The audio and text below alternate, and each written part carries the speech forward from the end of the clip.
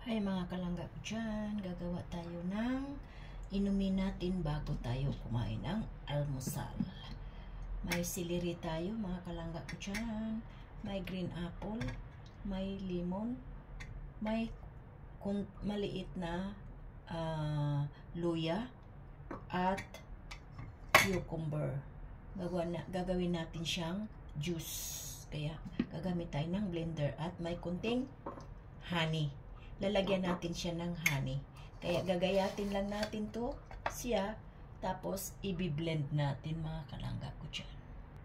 Ngayon nagayat ko na siya. At lalagyan lang natin ng kalahati sa baso na tubig. Kalahating basong tubig lang ang ilalagay natin mga kalangga ko dyan.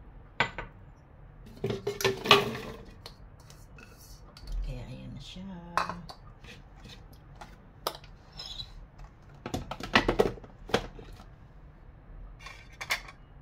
At ilalagay natin yung maliit na luya.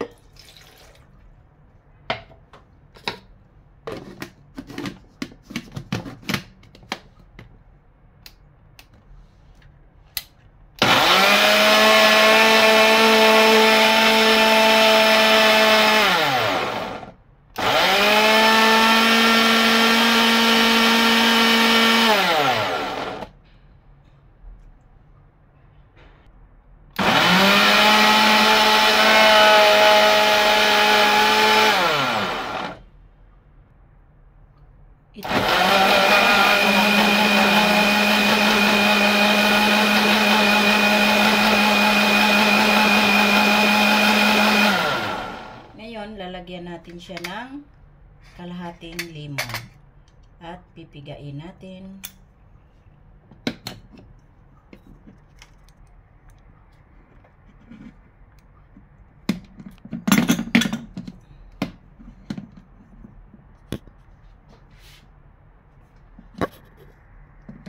Pipigain natin yung lemon mga kalangga ko dyan. Lalagyan natin ng lemon kasi iba ang ano niya lasa. Okay, tapos lalagyan natin siya ng kunting honey. Kunti lang. Mga half teaspoon lang mga kalangga ko dyan. Yan o, half teaspoon. Half teaspoon.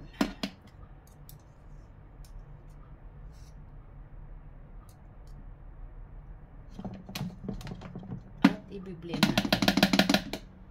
I-blend natin ulit. Yun ang iniinom ko every other day.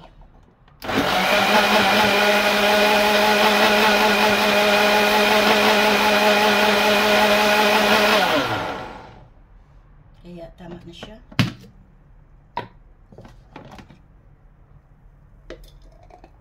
Ganito na siya mga kalangga ko dyan. Ganito na ang itsura niya. Kaya subukan din natin mga kalangga ko dyan uminom ng ganito before tayo kumain ng almusal. Masarap siya mga kalangga ko dyan. At healthy pa.